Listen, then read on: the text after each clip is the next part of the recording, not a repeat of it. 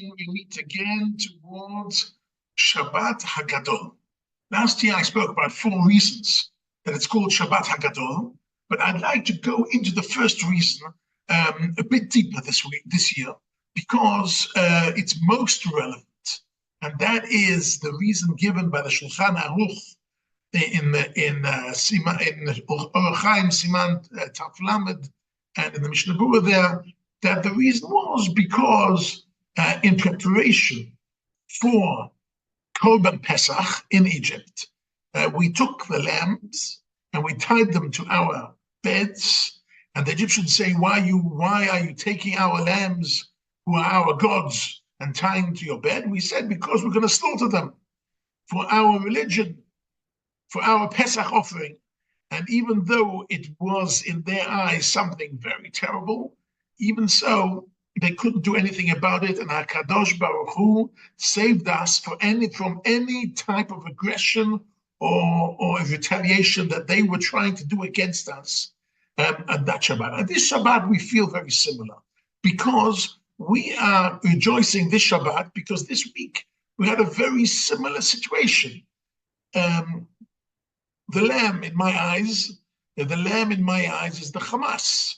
Already for 6 months, we are crushing the Hamas. We have taken over the whole of the Gaza Strip because of the evil and cruel attack they did on the 7th of October.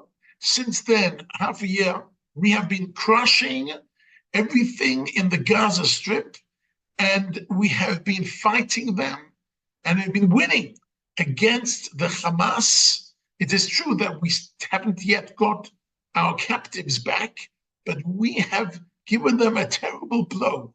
And therefore, and the Iranians who've been seeing this already for 6 months, they couldn't hold back anymore. And they decided to try and retaliate against us, the Israeli people, the Jewish people in Israel. And they sent out 331 rockets and ballistic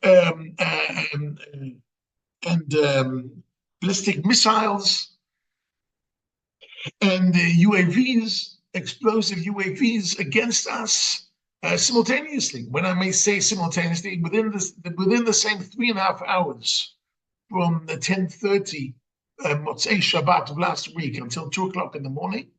So 331 were fired against us here in Israel. Plus, at the same time, the Hezbollah in the north fired 25 similar missiles and rockets against us. And out of all these rockets, not one Jewish person was scratched. With the help of a few allies, French, British, American, and Jordanian Air Force, with most of the help of the Iron Dome and the Israeli Air Force, we managed to shoot all these missiles out of the sky, and not one Jewish person was hurt, which is amazing, which is unheard of. It is historical in the terms of warfare, ever to have so many missiles fired at the same time and managing to blow them all out of the sky. Baruch Hashem, Mamash Shabbat HaGadol. We're going into Shabbat HaGadol with the same feelings that they went into Shabbat HaGadol so many years ago, 3,400 years ago, when they were going out of Egypt, that HaKadosh Baruch Hu is with us and HaKadosh Baruch Hu is protecting us. And that is a most amazing feeling. We're coming towards the Seder night, and the Seder night has 4 mitzvot, mainly 2 are from the Torah, Doraita, the mitzvah of eating matzah, and the mitzvah of telling the story. And 2 of them are Drabanan, 2 are rabbinic mitzvot, and that is eating the maror and drinking the 4 cups of wine. I'd like to look for a moment at the mitzvah of eating maror, eating the bitter herb. What is that all about? So first of all, if we would have the lamb offering, we would have the Korban Pesach, then maror would be a Torah law, because it says al matzot umorim yochluhu, that has to be eaten the moro has to be eaten with the Pesach lamb. But now, since we don't have the Pesach lamb, eating the moro by itself is a rabbinic law. And the rabbinic law says that we have to dip it in charoset. I don't know what you use for charoset. Most people use something sweet with apples and crushed apples and maybe figs and dates and different things that are sweet. And we take our moro and dip it into something sweet. And the question is asked, why, if we have to eat something bitter, why should we dip it in something sweet? And the answer is that is the way of HaKadosh Baruch Hu. HaKadosh Baruch Hu, even when he gives us bitter things, he lightens the bitterness a bit by giving us something sweet to add with it.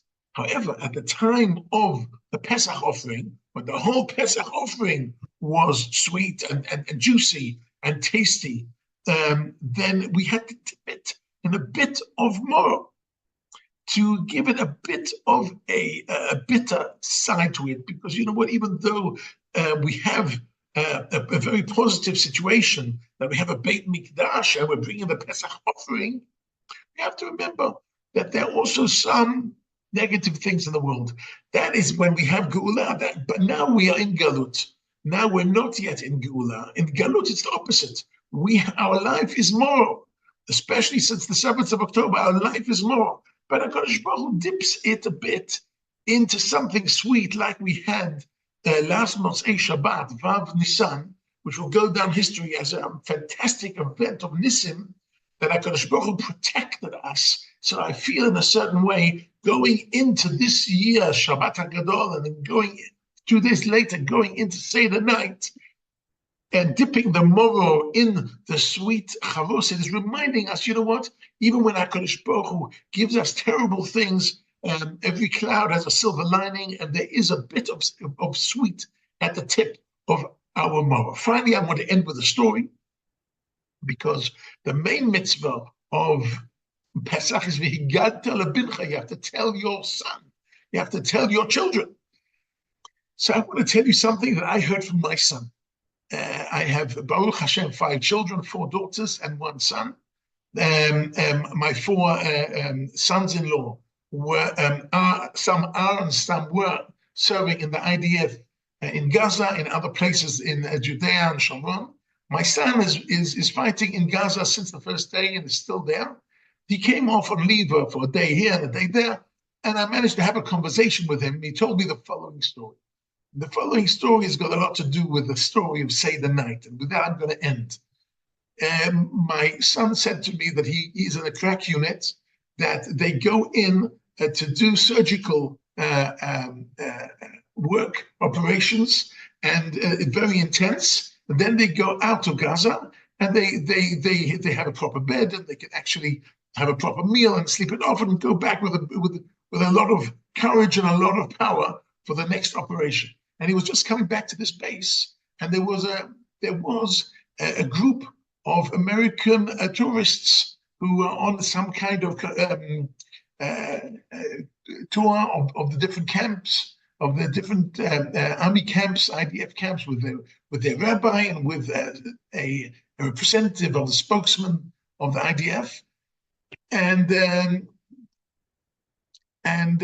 they saw him coming out all dirty and sweaty and tired, and he's coming straight from Gaza. And he said, "Oh, here's a soldier. Maybe he could speak to us."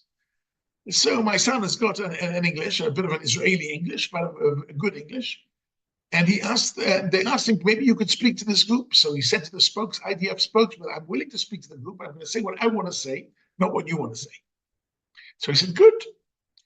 So my son said to them, "I want you to know, here in Israel, we speak Dugri. Dugri is from the Arab pronunciation of a Turkish word which means straight. We speak straight. We speak direct. We shoot straight.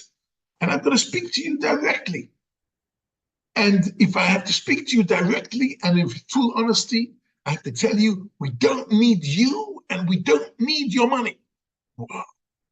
Silence. Everybody was kind of trying to absorb this. And then he said, "I'll tell you more than that. IDF doesn't need me either. But what am I doing here? We are making history, and I want to be part of history. And if that wouldn't be called up, I would come in my underwear with a kitchen knife and I would join here fighting because I want to be part of history. And that's why you're here, because you want to be part of history. And that's why you sent the money and you sent your financial help. And we thank you for it. But it's not because we need it. But you want to feel part of history as well. And I want to be part of history. So everybody's doing what they can. I thank you again for your donations. I thank you again for your help. But it's really because we're all part of the same story. Since with the Exodus of Egypt, we're all part of the same story. In